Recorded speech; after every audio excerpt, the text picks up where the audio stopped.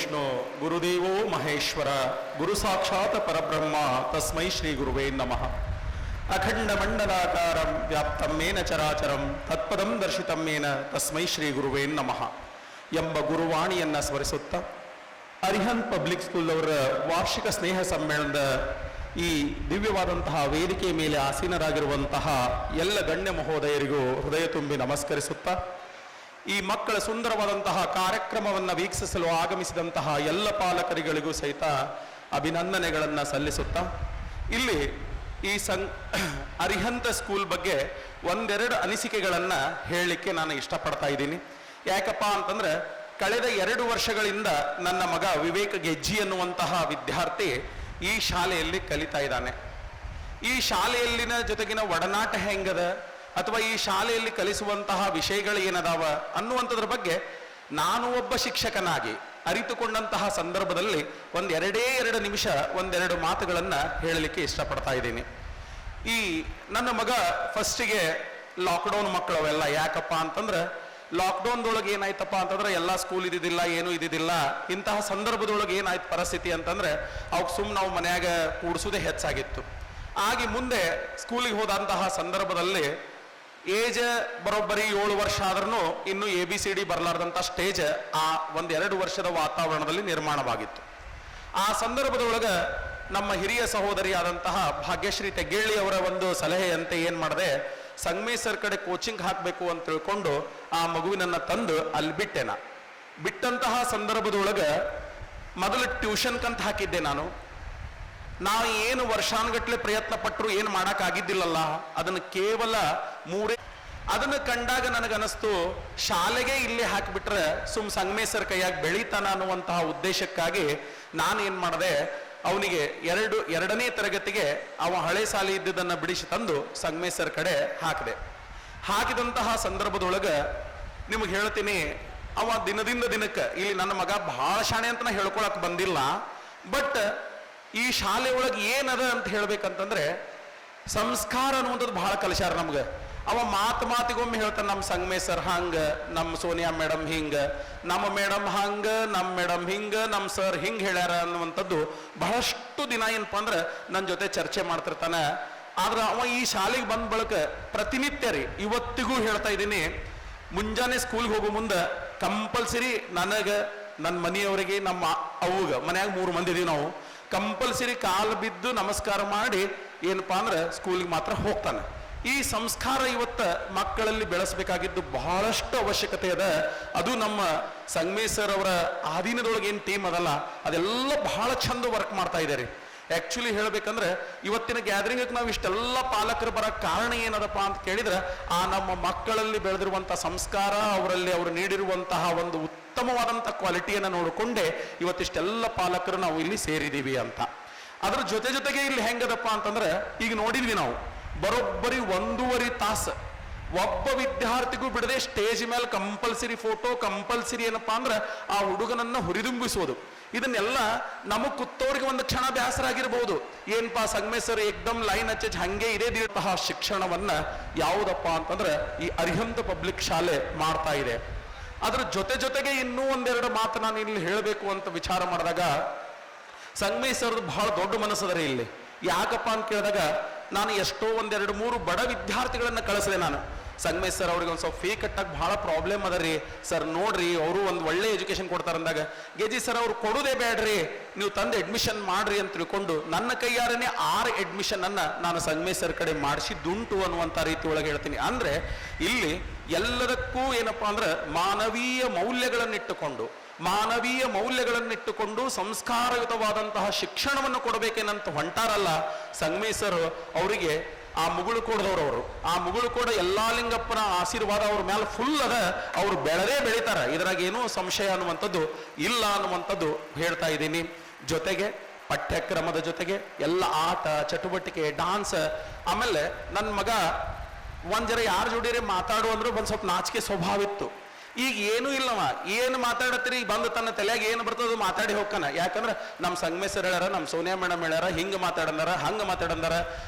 ಒಂದು national ಫೆಸ್ಟಿವಲ್ಗೂ speech ಅದೇ ಅದಾವ, 3 ಲ್ಯಾಂಗ್ವೇಜ್ಗಳಿಗೂ ಸ್ಪೀಚ್ ಎಕ್ಸ್ಪರ್ಟ್ ಆಗಿ ಮಾಡ್ತಾ ಇದ್ದಾನ ಅವನು. ಹೌದಾ? ಇದಕ್ಕೆಲ್ಲ ಕಾರಣ ಏನಪ್ಪಾ ಅಂದ್ರೆ ಆ ಸಂಗಮೇಶ್ವರ್ ಸುತ್ತಮುತ್ತ ಇರುವಂತಹ ಆ ಶಿಕ್ಷಕ ವೃಂದ ಏನೈತಲ್ರಿ, ಅವ್ರದ್ದು ಪಾತ್ರ ಬಹಳ ದೊಡ್ಡದ. ಯಾಕಂದ್ರೆ ಸಂಗಮೇಶ್ವರ್ ಪ್ರತಿ ವಾರನೂ ಟೀಚರ್ಸ್ಗೆಲ್ಲ ವಾರ್ನಿಂಗ್ ಮಾಡ್ತಿರ್ತಾರೆ. ಪ್ರತಿ ತಿಂಗಳ ಪೇರೆಂಟ್ಸ್ ಮೀಟಿಂಗ್ ಇದ್ದಾಗ ಅವರವರ ಮಕ್ಕಳ ಕುಂದು ಕೊರತೆಗಳನ್ನು ತಿಳ್ಕೊಂಡು ಅವ್ರಿಗೆ ಆ ರೀತಿ ಪಾಠ ಬೋಧನೆಯನ್ನ ಮಾಡುವಂತಹ ವ್ಯಕ್ತಿತ್ವ ಅಥವಾ ಒಂದು ವ್ಯವಸ್ಥೆಯನ್ನ ಮಾಡಿದ್ದಾರೆ.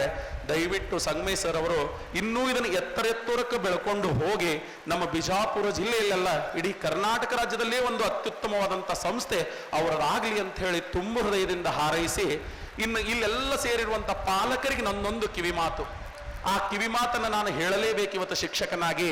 ಏನಪ್ಪಾ ಅಂತ ಕೇಳಿದಾಗ ದಯವಿಟ್ಟು ನಾವಿಲ್ಲಿರುವಂಥ ಎಲ್ಲ ಪಾಲಕರು ಹೇಳ್ತೀನಿ, ಕೇವಲ ಒಂದು ಅತ್ಯುತ್ತಮವಾದ ಶಾಲೆಯನ್ನ ಆಯ್ಕೆ ಮಾಡಿ ಕಳಿಸಿದ್ದ ಮಾತ್ರಕ್ಕೆ ನಮ್ಮ ಮಕ್ಕಳು ಬಹಳಷ್ಟು ಉನ್ನತಕ್ಕೆ ಬೆಳೀತಾರ ಅನ್ನುವಂಥದ್ದು ಸ್ವಲ್ಪ ಏನಪ್ಪಾ ಅಂದ್ರೆ ತಿಳುವಳಿಕೆ ಕಡಿಮೆ ಅನ್ನಿಸ್ತದೆ. ಯಾಕಂದ್ರೆ ಮನೆಯೇ ತಾನೇ ಮೊದಲ ಪಾಠಶಾಲೆ, ಜನನಿ ತಾನೇ ಮೊದಲ ಗುರು, ಜನಕ ತಾನೇ ಮೊದಲ ಗುರು ಅಂತ ಹೇಳ್ತಾರೆ.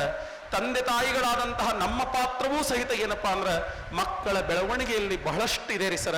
ದಯವಿಟ್ಟು ಆ ಮನೆಯಲ್ಲಿ ನಾವು ಪಾಲಕರು ಇವತ್ತು ನಾವು ಸೇರಿದಂತ ನನ್ನ ಹಿಡ್ಕೊಂಡು ನಮ್ಮ ಪಾಲಕರು ಹೆಂಗೆ ಹೊಂಟಿವಿ ಅಂದ್ರೆ ನಮ್ಮ ಮಕ್ಕಳಿಗೆ ಶ್ರೀಮಂತಿಕೆ ಭರಾಟೆಯಲ್ಲಿದೀವಿ ನಾವು. ಹೌದಾ? ಅವ್ರ ಮನ್ಯಾಗ ಮೊಬೈಲ್ ಅದ, ಇವ್ರ ಮನ್ಯಾಗ ಗಾಡಿ ಅದ, ಅವ್ರ ಇಷ್ಟು ಭಾರಿ ಬಂಗ್ಲೆ ಅದ, ಅವ್ರದ್ದು ಇಷ್ಟು ಭಾರಿ ಅದ, ನನ್ನ ಮಕ್ಕಳು ಹಿಂಗ ಐಷಾರಾಮ್ ಹೋಗ್ಬೇಕು, ನನ್ನ ಮಕ್ಕಳು ಹಂಗ ಹೋಗ್ಬೇಕು. ಈ ಶ್ರೀಮಂತಿಕೆ ಭರಾಟೆ ಒಳಗೆ ಏನ್ ಮಾಡಕತ್ತೀವಿ ಅಂತಂದ್ರೆ ಎಲ್ಲೋ ಒಂದು ಕಡೆ ಮಕ್ಕಳನ್ನ ತಪ್ಪದಾರಿಗೆ ಒಯ್ತಾ ಇದೀವಿ ನಾವು. ದಯವಿಟ್ಟು ಇವತ್ತು ಮಗು ತಿನ್ನಂಗಿಲ್ಲ, ಊಟ ಮಾಡಂಗಿಲ್ಲ ಅಂದ್ಕೊಳ್ಳಿ ಏನ್ ಮಾಡಕತ್ತೀವಿ, ಕೈಯಾಗ ಪಟ್ನೆ ಮೊಬೈಲ್ ಕೊಡ್ತೀನಿ, ನೀವು ಊಟ ಮಾಡು ಅಂತ ಹೇಳಾಕ್ತಿವಿ ರೀ ಸರ್. ನಮ್ಮ ಆಯಿ ಮುತ್ತೆ ನಮ್ಮ ಕೈಯಾಗ ಮೊಬೈಲ್ ಕೊಟ್ಟೆ ಉಣಿಸಿದ್ರೇನವ್ರು? ಹೌದಲ್ಲ? ಇದು ಎಲ್ಲ ಯಾಕೆ ಮಾಡಕತ್ತೀವಿ ಅಂದ್ರೆ ಆಡಂಬರ ತೋರಿಸೋದು, ನಾವು ಬಹಳ ಭಾರಿ ಇದೇವೆ ಅಂತ ಹೇಳಿ. ನಮ್ಮ ಆಯಿ ಮುತ್ತೆ ಎಂದೂ ರಸ್ತಾಕ್ ತಂದು ಉಣಿಸಿಲ್ಲ ಮಕ್ಕಳಿಗೆ ನೆದರ್ ಹಾಕದಂತ ಹೇಳಿ. ಇವತ್ತೇನಿದ್ರು ಒಟ್ಟು ರಸ್ತಾ ಮೇಲೆ ನೋಡ್ರಿ ನಾವು ತಂದೆ ತಾಯಿದೆ. ಹೌದಾ? ದಯವಿಟ್ಟು ಅರ್ಥ ಮಾಡ್ಕೊಡ್ರಿ ನಾ ಹೇಳುವಂತಹ ಮಾತುಗಳಲ್ಲಿ.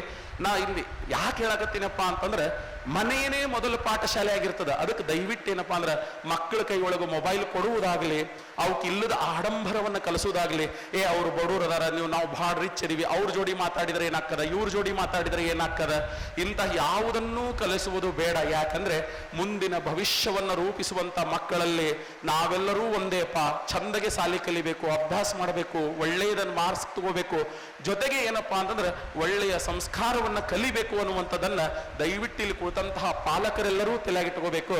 ಇನ್ನೊಂದು ಮಾತೇನಂದ್ರೆ ಮಾರ್ಕ್ಸ್ಗೋಸ್ಕರ ಮಾರ್ಕ್ಸ್ ಕಾರ್ಡ್ ನೋಡಿ ಮಕ್ಕಳಿಗೆ ಎಂದೂ ಕೈ ಎತ್ತಕ್ಕೆ ಹೋಗ್ಬೇಡ್ರಿ. ನೀವು ನಿಜವಾದ ಪಾಲಕರೇ ಅಲ್ಲ. ಮಾರ್ಕ್ಸ್ ಕಾರ್ಡ್ ನೋಡಿ ಮಕ್ಕಳಿಗೆ ಕೈ ಎತ್ತಿದ್ರೆ ಅಂದ್ರೆ ನಾವು ಪಾಲಕರಾಗ್ಲಿಕ್ಕೆ ಯೋಗ್ಯ ಅಲ್ಲ. ಯಾಕಂದ್ರೆ ಒಂದೊಂದು ಮಗುವಿನ ತಿಳುವಳಿಕೆ ಮಟ್ಟ ಹೆಂಗಿರ್ತದೋ ಹಂಗೆ ಬೆಳಿತಿರ್ತದ.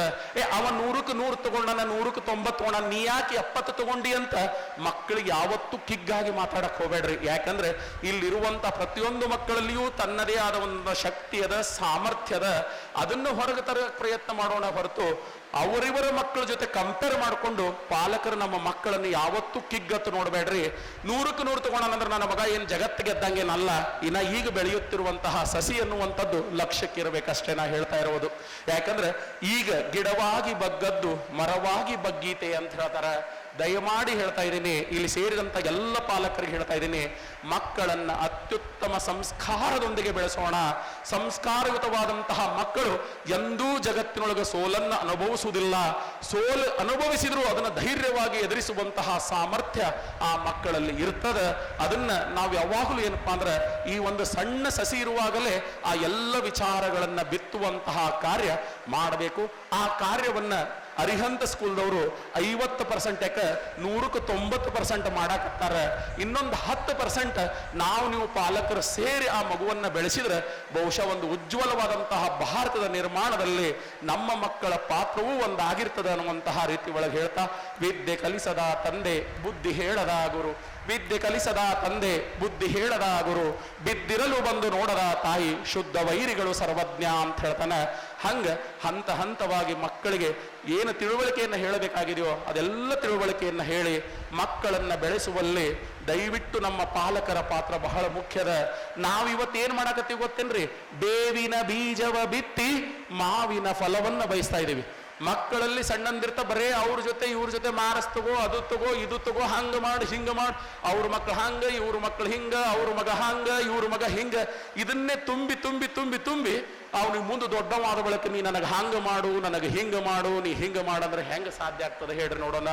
ಅದಕ್ಕೆ ದಯವಿಟ್ಟು ಹೇಳ್ತಾ ಇದ್ದೀನಿ, ಮಕ್ಕಳಲ್ಲಿ ಒಳ್ಳೆಯ ಸಂಸ್ಕಾರವನ್ನು ಬಿತ್ತಿ ಒಳ್ಳೆಯ ಸಂಸ್ಕಾರಯುತವಾಗಿ ಮಕ್ಕಳು ನಮಗೆ ಬೆಳೆದ್ರೆ ಸಾಕು. ಅದೇ ನಾವು ಪಾಲಕರು ಏನಪ್ಪಾ ಅಂದ್ರೆ ಈ ಭೂಮಿ ತಾರೀತಿ ಒಳಗೆ ಹೇಳ್ತಾ ಬಹಳ ಸಮಯ ಆಗ್ಯದ, ಏನು ಮಾತಾಡಕ್ಕೆ ಹೋಗುದಿಲ್ಲ. ನಾ ಸಂಗಮೇಶ್ ಬಾಬಣ್ಣವರ ಸರ್ ಹೇಳ್ತಾ ಇದ್ದೀನಿ, ನೀವು ಬಹಳ ಅತ್ಯುತ್ತಮವಾದಂತಹ ಕಾರ್ಯಕ್ಕೆ ಕೈ ಹಾಕಿದಿರಿ. ಯಾಕಂದ್ರೆ ಶಿಕ್ಷಣದಿಂದಲೇ ಎಲ್ಲವನ್ನೂ ಅಭಿವೃದ್ಧಿ ಪಡಿಬಹುದು. ಆ ಒಳ್ಳೆಯ ಕಾರ್ಯಕ್ಕೆ ನೀವು ಕೈ ಹಾಕಿದಿರಿ. ಆ ಭಗವಂತ ನಿಮ್ಮ ಸಂಸ್ಥೆಯನ್ನ ಇನ್ನೂ ಎತ್ತರೋತ್ತರವಾಗಿ ಬೆಳೀಲಿ ಎನ್ನುವಂತಹ ಒಂದು ಶುಭ ಹಾರೈಕೆಗಳೊಂದಿಗೆ ನನ್ನೆರಡು ಮಾತುಗಳನ್ನು ಮುಗಿಸ್ತೀನಿ. ಜೈ ಹಿಂದ್.